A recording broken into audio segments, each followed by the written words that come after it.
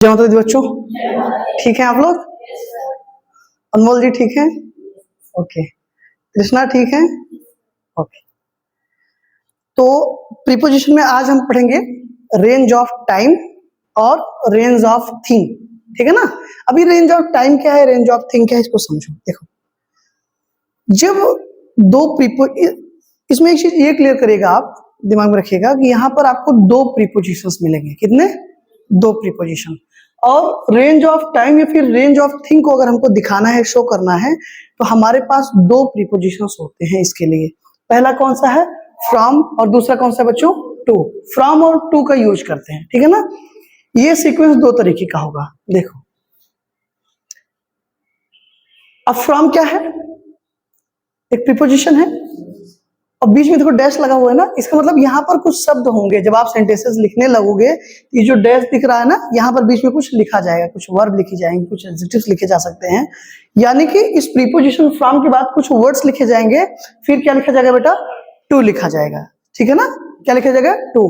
अब अगर हम आप रेंज ऑफ टाइम की बात करें, ठीक है, तो जैसे आपसे पूछा गया कि कब तक काम किए, तो कभी कभी देखो जब ये सवाल पूछा जाता है तो हम जवाब क्या देते हैं कि अरे हम 10 बजे से 4 बजे तक काम करे हैं। बोलते हो ना, 10 बजे से 4 बजे तक किए, यानी कि कोई काम स्टार्ट कब हुआ? 10 बजे। हुआ कब तक? समझ में आई बात ना?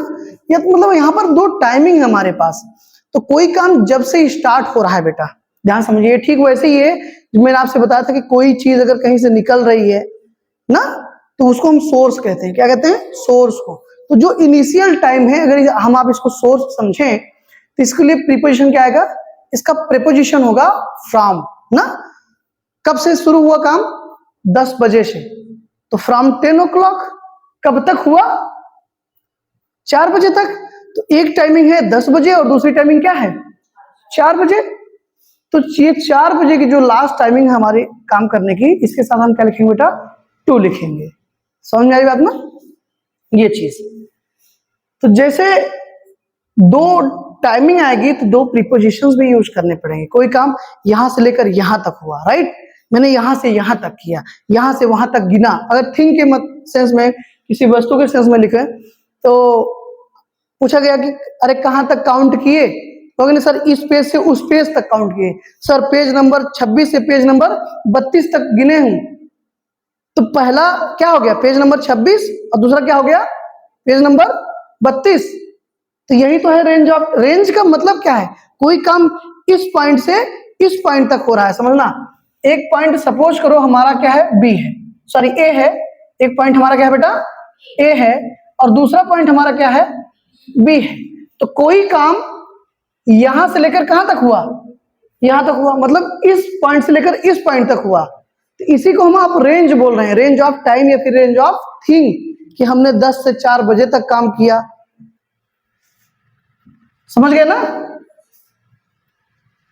10 AM, 10 AM, 4 PM, 10 बजे से कहां कब तक काम किया? 4 बजे तक। एक टाइमिंग हमारे पास 10 बजे है, दूसरी टाइमिंग क्या है?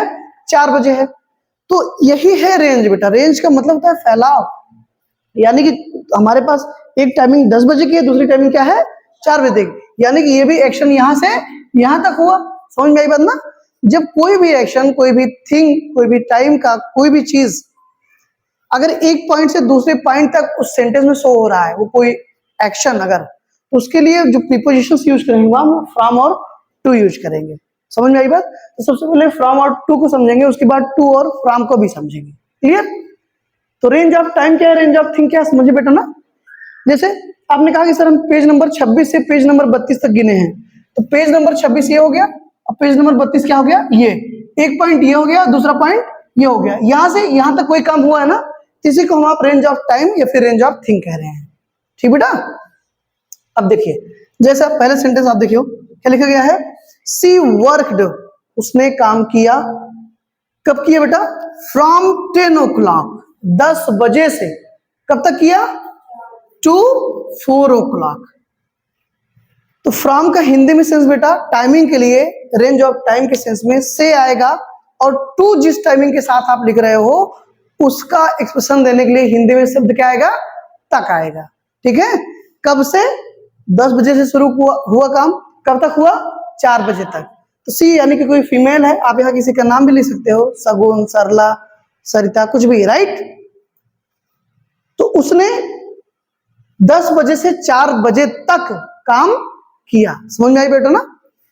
तो जब काम शुरू हुआ उसके लिए प्रीपोजिशन क्या लगाओगे? फ्रॉम, और लास्ट की जो टाइमिंग है उसके लिए हमारा टू आ गया, ठीक है।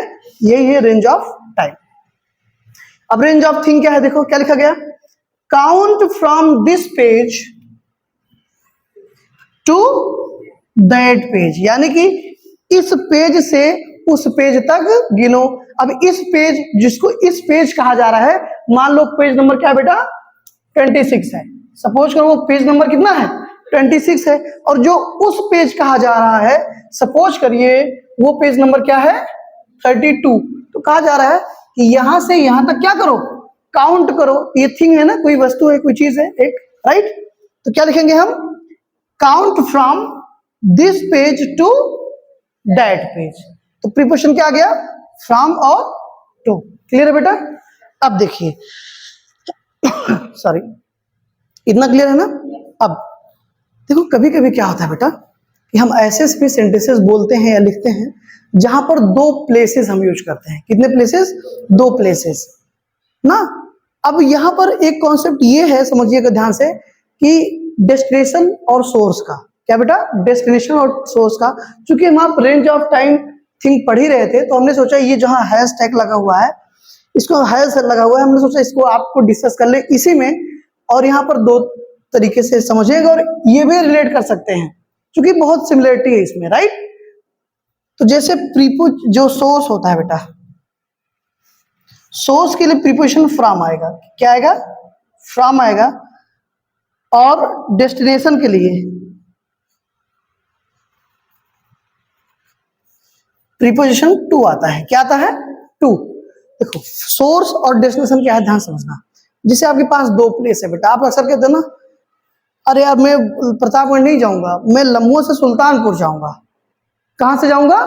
लम्बुआ से। कहां जाऊंगा? सुल्तानपुर। तो दो प्लेस हमारे पास।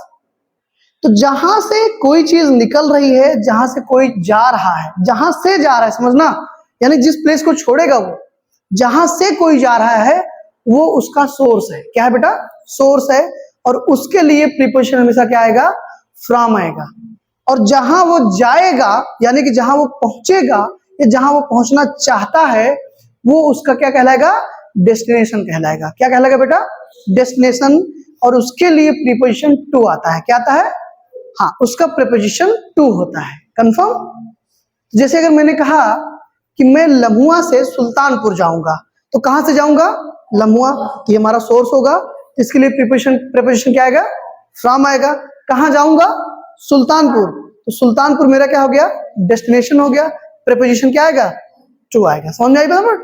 अब देखो क्या लिखा गया, he will go to Sultanpur from Lamhua, यानी वो कहां जाएगा। अब इसमें देख लो क्या है, जब दो प्लेस मिले और सोर्स या डेस्टिनेशन की आप बात करें, देखो कुछ ऐसा ही ना, फ्रॉम और टू रेंज ऑफ टाइम और थिंग के लिए यूज हो रहा है। और यहाँ पर भी देखो फ्रॉम है और टू है, बस फर्क इतना है कि टू पहले आया और फ्रॉम बाद में। कार्ड क्या जानते हो, ध्यान समझो, रीजन क्या है इसका। जब दो प्लेसेस मिलेंगे और हमको वहां पर एक सोर्स हमारा है, दूसरा डेस्टिनेशन है, तो जो डेस्टिनेशन है उसको पहले लिखेंगे और सोर्स बाद में लिखेंगे। मतलब जहां हम जा रहे हैं, जहां हमको पहुंचना है, उसको पहले लिखेंगे और जहां से जा रहे हैं उसको हम बाद में लिखेंगे। ठीक है ना। तो कहां हमको पहुंचना था? सुल्तानपुर, तो हमने पहले लिख दिया क्योंकि हमारा डेस्टिनेशन है। और डेस्टिनेशन के लिए प्रीपोजिशन क्या आएगा? टू आएगा बच्चों, राइट।